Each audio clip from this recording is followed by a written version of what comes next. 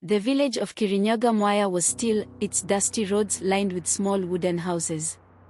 In one of them lived Shiko, a bright young woman with big dreams.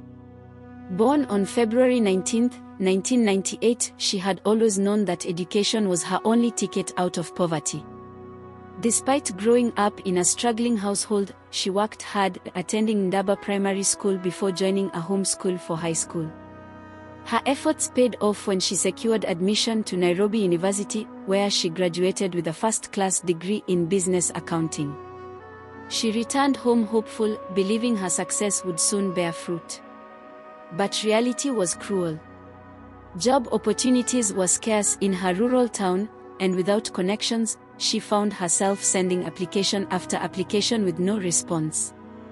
The once proud parents who had celebrated her graduation now looked at her with disappointment. What was the point of all that education if you can't even bring home money? Her father would scoff. The ridicule became unbearable. Desperate for acceptance and a fresh start, Shiko made a rash decision. She married Njoro, a 27-year-old butcher in Mwea town. A love that faded. In the beginning, life with Njoro was simple but happy. Shiko set up a small mama mboga business, selling vegetables by the roadside, while Njoro provided for the family from his butcher shop. They were far from rich, but they had each other. Their happiness grew when Shiko gave birth to a beautiful baby girl, her tiny hands wrapping around her mother's finger like a promise of hope.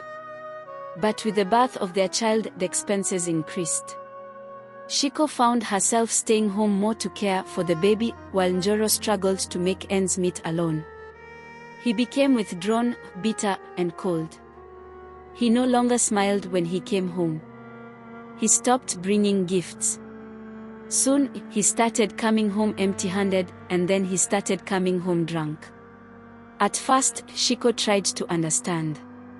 But then, he started hitting her. The first slap was a shock. The next, a nightmare. Soon, it became routine.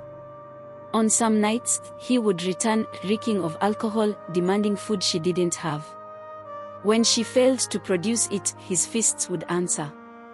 Bruises became a part of her skin. One night, after a particularly brutal beating, Shiko lay on the floor, bleeding, her daughter crying beside her. That was the night she decided she was leaving. Lost in the darkness.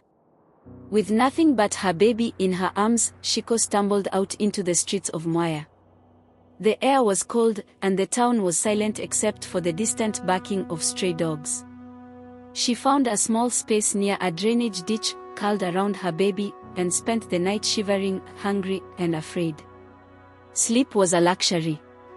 Every time she dozed off, she would wake up to the rustling of the wind, the howls of animals, or the fear that someone would harm her or her child. At 4 a.m., a loud car horn startled her. She opened her swollen eyes to see a sleek white Audi parked nearby. The driver's window was down, and a deep, calm voice called out, "Are you okay?" Shiko clutched her baby and tried to run, but exhaustion made her weak. The man stepped out of the car and opened the back door. "Please, just get in," he said gently. With nowhere else to go, Shiko took a deep breath and stepped inside. A new beginning. His name was Omondi, a wealthy businessman from Bando, Nyanza. He had attended Makerere University in Uganda and recently launched a bank in Nairobi. But his home life was a disaster. His wife, Akinyi, was everything but a partner. She refused to have children, spent all her time partying with friends, and had no respect for his hard work. That very night, Akinyi had stolen a huge sum from his business account to gamble, then lost it all. Furious and needing to clear his mind, Omondi had driven out of Nairobi, ending up in Mwea, where fate placed Shiko in his path. As they talked, Omondi listened intently to Shiko's story. His heart ached for her. He saw in her the same determination that had driven him in his early years. She was a fighter. He made her an offer. "Come with me to Nairobi. I can give you work as a housekeeper. It's not much, but at least you and your daughter will have a safe place to stay. Shiko, holding her baby tightly, nodded. She had nothing to lose. A life of servitude. At first, life in Omondi's house was manageable. But Akinyi despised her. From day one, Akinyi made sure Shiko knew her place. She overworked her, insulted her, and even denied her food. Shiko endured it all in silence. She had survived worse. But the worst was yet to come. One evening, Omondi came home unusually early, his face clouded with stress. Shiko, concerned, approached him gently. "What's wrong?" she asked. "The bank, we lost 60% of our monthly profit. I might have to close some branches." Shiko's mind immediately switched into problem-solving mode. "Can I see your laptop?" Omondi, too tired to argue, handed it over. For the next hour, Shiko worked furiously, analyzing reports, identifying loopholes, and drafting a recovery plan. When she was done, she turned the screen to Omondi. "Here's how you can fix it," she said confidently. Omondi stared at her, shocked. "How did you do this?" She hesitated. "I have a degree in business accounting." Silence.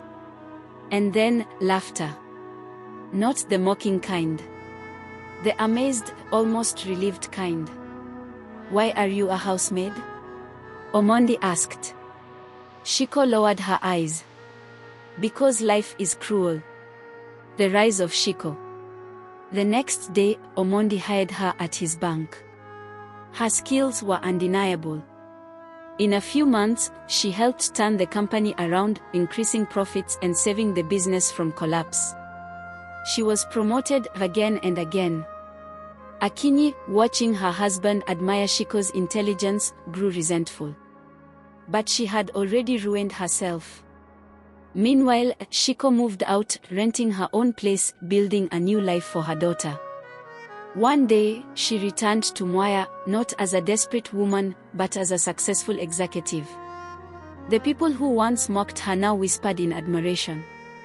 Even her parents, once ashamed, now held their heads high. No matter how dark life gets, resilience and hard work will always light the way to success. Part 2 is on the way. Get ready for the next chapter, more twists, emotions, and surprises await. Don't miss it. Thank you so much for watching this video. I hope you enjoyed this beautiful story as much as I enjoyed sharing it with you. If you loved what you saw, don't forget to give it a thumbs up, share it with your friends, and hit that subscribe button to join our growing family. Don't forget to turn on the notification bell so you never miss out on our next story. Your support means the world to me. Until next time, stay safe and keep spreading love. Bye for now.